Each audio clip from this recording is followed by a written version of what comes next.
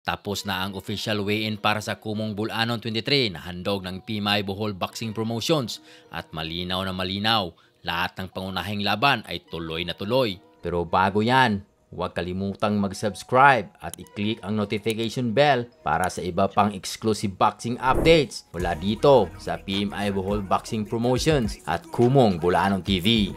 Ang main event na si Reggie the Filipino Phenom Suganov versus Makanja Johanna the Computer. Ang co-main event na si Leonard Porres III versus Kyoto Narukami. At ang laban sa susunod na main event, ang Fresler Otrera versus Sherwin Daculio para sa RP Youth Minimum Weight title. Sa gitna ng hiyawan ng crowd, si Makanja Johanna ang unang tumapak sa timbangan. Kalma, seryoso, parang walang kaba. Pag-akyat niya, lalong uminit ang loob ng venue. Maya-maya, sinundan siya ng ating pambato na si Reggie the Filipino Phenom Suganov. Paglabas pa lang ni Reggie, sumabog ng palakpakan at sigawan ng mga taga-suporta. Ang resulta sa opisyal na timbang, Makanja the Computer Johanna, 109.3 pounds at si Reggie the Filipino Phenom Suganov, 109.7 pounds. Parehong pasado sa 109 pounds na limit. Walang sablay, kaya tuloy-tuloy na ang 10-round main event. Sa stare down, mulang nagsalita si The Computer, nakatitig lang kay The Filipino Phenom.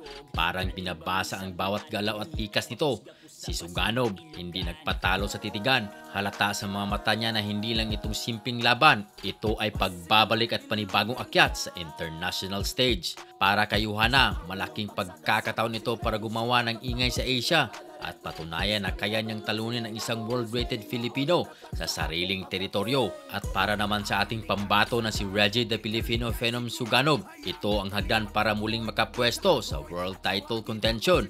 Isang gabi, isang laban, at pwedeng magbago ang buong direksyon ng kanilang mga karera. Samantala, pagkatapos ng main event weigh-in, tumutok naman ang lahat sa co-main event.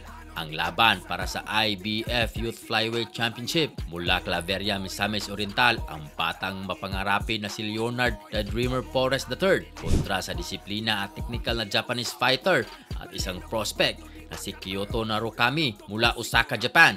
Ang resulta sa opisyal na timbang, Leonard Porres III 111.1 pounds at Kyoto Narukami 111.4 pounds.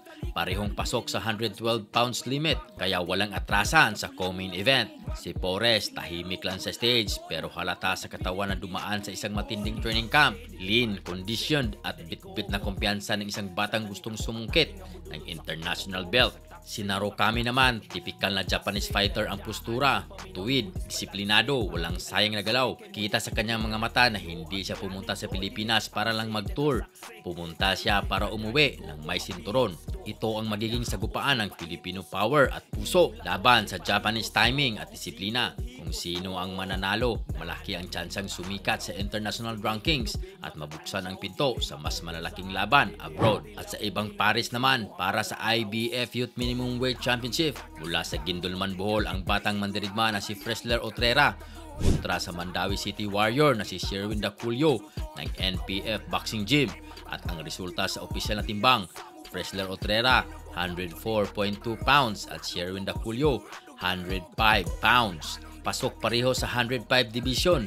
Wala ring naging problema sa timbang kaya siguradong matutuloy ang bakbakan. Si Otrera ay kilala sa pagiging agresibo at hindi takot sumugod. Bawat laban niya ay parang patunay na kahit galing probinsya, pwedeng sumikat at maging pambato ng bansa. Si Daculio naman, galing sa gym na kilala sa matitibay at well-conditioned fighters. May lakas, may pressure at may hangaring sirain ang plano ng Boholano crowd favorite. Maraming naniniwala na ang laban na ito ang pwedeng maging steal of the show. Tahimik sa papel, pero posibleng pinaka-wild pagdating sa suntukan. Sa kabuuan ng weigh-in ng Kumong Bulanon 23, ramdam ang halo-halong emosyon, kaba, gigil, saya at matinding determinasyon. Sa main event, Suganov versus Makanja Johanna, tunggalian ng lokal ng bayani at dayong banta. Sa co-main event, Porres III versus Narukami, banggaan ng batang Filipino dreamer at disiplinadong Hapon.